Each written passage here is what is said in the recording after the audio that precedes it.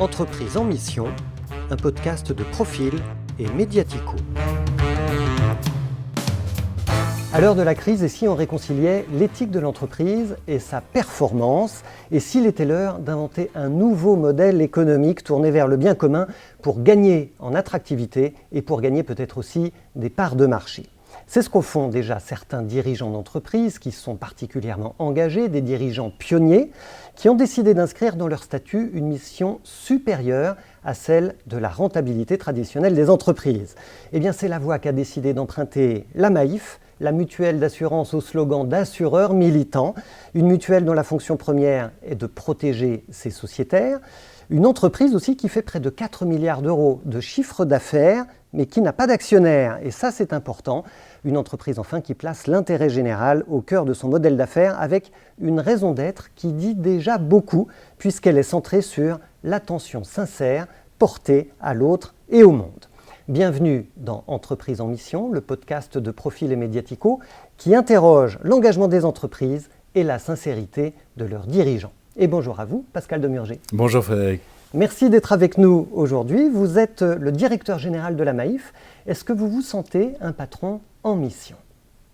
Un patron en mission, alors d'une certaine manière, oui, ce que je n'ai pas été toujours. Ça fait près de 12 ans maintenant que je dirige la Maïf et j'ai été au début un patron très traditionnel, très classique. Il faut dire que vous avez fait l'ENA, vous avez fait vos premières classes. C'est une circonstance atténuante, vous avez raison. Vous êtes un patron très classique finalement. En tout cas, j'ai été dans ma formation et dans ma manière initiale de diriger, j'ai été un patron très classique et puis voilà, le temps venant pour différentes raisons. À la fois, il y a un sujet de maturité personnelle. Nos propres enfants nous font grandir, nous font ouvrir les yeux quand on se rend compte que finalement le monde que d'une certaine manière on contribue à perpétuer n'est pas celui dans lequel ils se reconnaissent ou dans lequel ils ont envie d'évoluer. Forcément, ça interroge et ça nous fait changer. Vous avez déjà beaucoup écrit sur vos enfants. J'en ai déjà parlé un petit peu, effectivement. Et puis, quand on se rend compte que, en effet, sans contradiction avec sa responsabilité de dirigeant, on peut concevoir un autre modèle d'entreprise qui conjugue de manière positive à la fois son engagement et sa performance. Et à partir de ce moment-là, il n'y a vraiment pas de raison de s'en priver. Oui. Mais d'où elle vient, cette prise de conscience-là ? Alors, elle n'est pas subite, elle a été très, très progressive. Elle vient à la fois d'une analyse un peu générale. Il y a un peu moins de 10 ans, on réfléchissait déjà beaucoup à la question de la digitalisation et des impacts de la digitalisation de la société. Des impacts évidemment techniques, des impacts sur la manière d'exercer le métier, des impacts marchés, mais aussi des impacts sociologiques et culturels. Par exemple, la question au fond de l'horizontalisation de la société avec les réseaux sociaux, on voit bien qu'il y a un rapport à l'autorité, un rapport à la verticalité qui est complètement différent, notamment chez les jeunes générations, et donc une réflexion sur est-ce que l'entreprise peut rester un îlot de verticalité dans un monde de plus en plus horizontal. Bien sûr, beaucoup d'impact aussi et beaucoup d'évolution autour de nous sur la question du sens. Les gens ont besoin aujourd'hui de sens. On ne peut plus imaginer une relation au sein de l'entreprise qui soit simplement une relation transactionnelle. Je verse un salaire contre une force de travail, mais les gens, et c'est heureux, ont besoin de donner du sens à leur action. Et puis une réflexion propre à ce qu'était la Maïf et ce qu'elle pouvait devenir. Une entreprise originellement très particulière parce que très profondément soucieuse de questions éthiques au fond, et soucieuse de mettre de l'éthique dans le business. Et pourquoi ? Parce que c'est un groupe mutualiste ? Parce que c'est un groupe mutualiste, parce que c'est dans ses racines, c'est dans son ADN, comme l'on dit. Les fondateurs ont créé la Maïf dans cette disposition d'esprit et avec cet objectif et ce but. Et ça a perpétué depuis plus de 85 ans maintenant. En revanche, je crois que la nouveauté depuis quelques années, c'est que nous ne considérons plus les considérations éthiques comme éventuellement s'opposant au business ou à la performance, mais au contraire comme pouvant nourrir la performance. Dans un environnement dans lequel on voit bien, on mesure bien qu'il y a une attente sociale de plus en plus forte au fond à l'égard de l'entreprise. On attend effectivement qu'elle contribue positivement au monde, à l'environnement, à ses parties prenantes immédiates. Et donc on peut véritablement aujourd'hui, on doit véritablement aujourd'hui conjuguer engagement et performance. Alors, j'entends votre argumentaire sur la verticalité de l'entreprise. Ouais. Vous auriez pu choisir de devenir une entreprise libérée, totalement horizontale. Ça n'est Ouais. pas le choix que vous avez fait.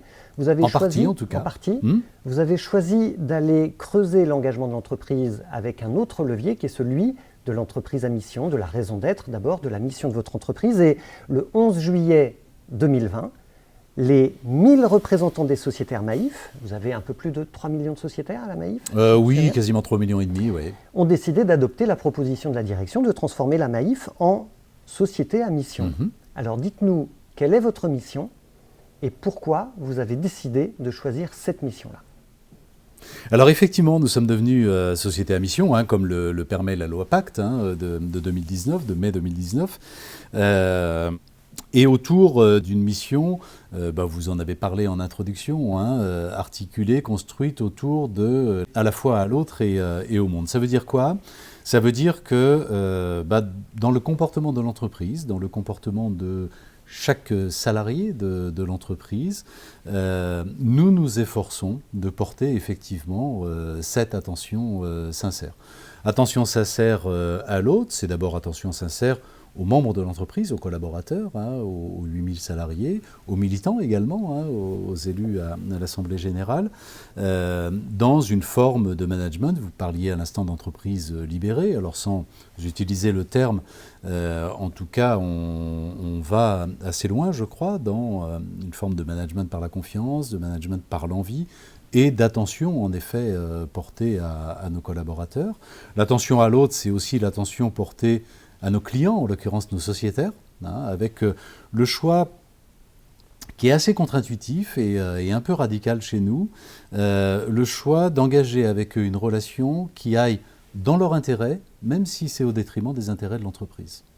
Par exemple, nos commerciaux ont une relation de conseil à l'égard de nos sociétaires qui peut les conduire, et c'est même fréquemment le cas, à plutôt conseiller de ne pas acheter tel produit parce qu'il n'est pas adapté, à ne pas vendre n'importe quoi à nos clients, ou une relation qui peut conduire nos gestionnaires de sinistres, par exemple, à aller, y compris parfois au-delà des garanties contractuelles, pour rendre un meilleur service à nos sociétaires. On ne trouverait pas ça chez un autre assureur ?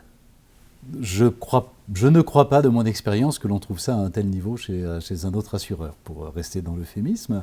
Et puis, attention, portée au monde, c'est-à-dire en étant attentif au cœur même de notre activité, j'allais dire même au cœur même de nos activités, dans tous les métiers du groupe, être attentif à l'impact que l'on génère. L'impact sur l'environnement, l'impact sur la société en général, pour essayer de contribuer à une forme de bien commun finalement, et avoir l'impact le plus positif possible.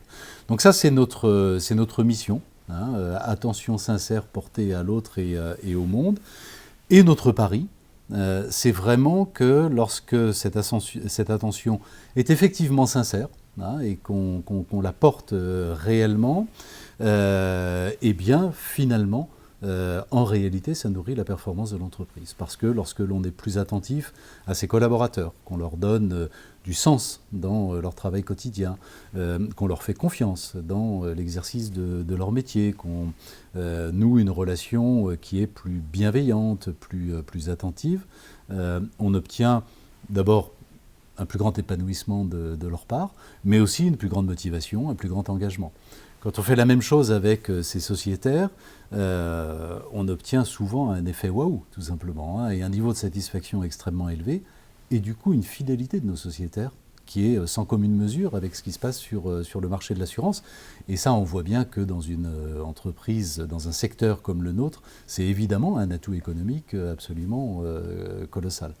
Et de la même manière, quand on est de manière systématique, sincère, attentif aux impacts que l'on génère sur l'environnement ou sur le monde, là aussi, ça nourrit la marque. Hein, vous le disiez, assureur militant. Je crois que la Maïf aujourd'hui est identifiée comme une entreprise qui œuvre pour le bien commun. Et évidemment, ça nourrit l'attractivité de la marque. Donc on peut vraiment conjuguer les deux. J'ai envie de dire en vous écoutant, Pascal Demurger, que finalement tous les engagements que prend votre entreprise sont relativement semblables aux engagements que prennent des entreprises engagées en matière de développement durable, de responsabilité sociétale de l'entreprise, la RSE. Qu'est-ce qui change chez vous? Qu'est-ce qui fait que devenir une entreprise à mission a dû bousculer des fonctionnements internes? Qu'est-ce que vous avez mis en place en interne qui change radicalement de la RSE traditionnelle? Alors il y a plusieurs choses qui changent radicalement par rapport à la RSE traditionnelle. Il y a d'abord le fait, c'est sans doute le plus important, que la RSE traditionnelle est souvent vécue dans l'entreprise comme étant à côté de son activité. On a son activité que l'on conduit de manière classique, et puis cette activité permet de dégager des résultats, et on consacre une partie des résultats à des causes tout à fait nobles et intéressantes, mais c'est à côté. Et du coup, l'impact est finalement relativement limité. Le premier changement, c'est que nous inscrivons ces engagements dans l'activité même de l'entreprise. Lorsque l'on gère par exemple X millions de sinistres automobiles par an, d'accidents qui ont eu lieu, que l'on essaye de préconiser plutôt la réparation que le remplacement de pièces, ou s'il faut remplacer des pièces, plutôt l'utilisation de pièces d'occasion que de pièces neuves, on voit bien qu'on a un impact dans le cœur même du métier.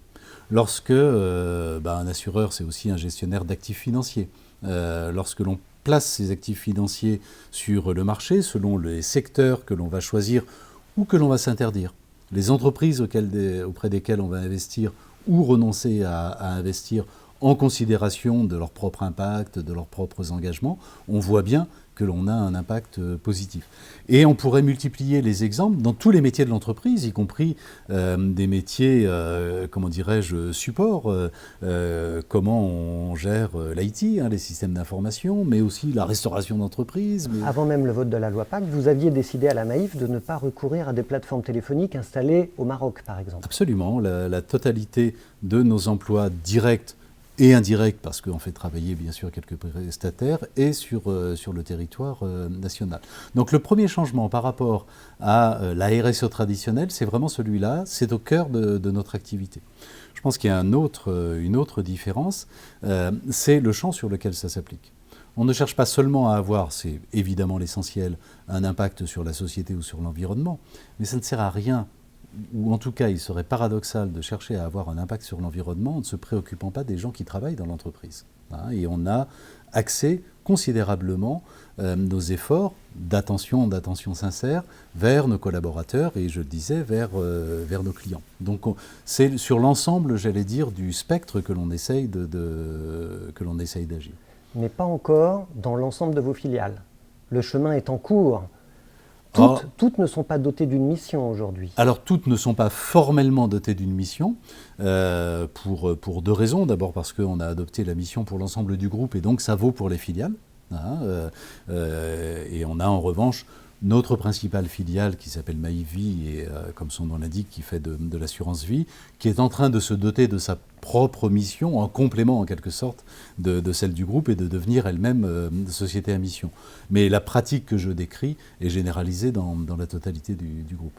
Quand vous avez porté ce projet de transformer la Maïf en entreprise à mission, en société à mission, quelle a été la réaction des équipes? Comment ça s'est passé en interne pour embarquer avec vous l'ensemble de vos collaborateurs? Alors on a fait depuis longtemps un travail important sur le management, un travail important de conviction en interne sur le fait que précisément l'engagement nourrit la performance et que c'est un axe stratégique pour nous, cette singularité de la Maïf sur son marché par rapport à nos concurrents.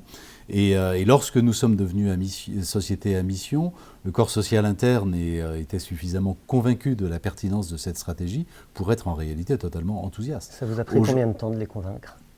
Et ça s'est passé comment? C'était des groupes de travail, c'était des newsletters internes? Concrètement, comment vous avez fait pour convertir l'esprit de chacun des collaborateurs de Maïf et des membres de votre direction? Alors, chaque acte de communication, chaque acte de management compte évidemment hein, dans cette conviction, mais aussi de formation, d'accompagnement, de coaching éventuellement. Donc tout ça est un travail bien sûr de longue haleine. Mais aujourd'hui, si vous voulez, chaque collaborateur de l'entreprise, je crois, se retrouve complètement à la fois dans cette stratégie d'engagement, dans cette mission particulière autour de l'attention sincère. Chacun d'ailleurs en perçoit des bénéfices directs et personnels parce qu'il y a une incarnation de tout cela dans le management, hein, dans le style managérial de l'entreprise. Et je crois que chacun est convaincu aujourd'hui de la pertinence, y compris stratégique, hein, de cette orientation. À tel point que lorsque l'on a fait l'annonce que nous allions devenir société à mission, ça a été accueilli avec une forme d'enthousiasme. Hein. L'Assemblée générale qui a voté pour devenir société à mission l'a fait à plus de 98% des suffrages. Et vos concurrents, comment ont-ils réagi? Est-ce qu'ils ont souri? Est-ce qu'ils ont eu peur? Qu'est-ce que vous avez entendu dire sur le marché de l'assurance ou de l'investissement? Ils ont souri pendant quelques années.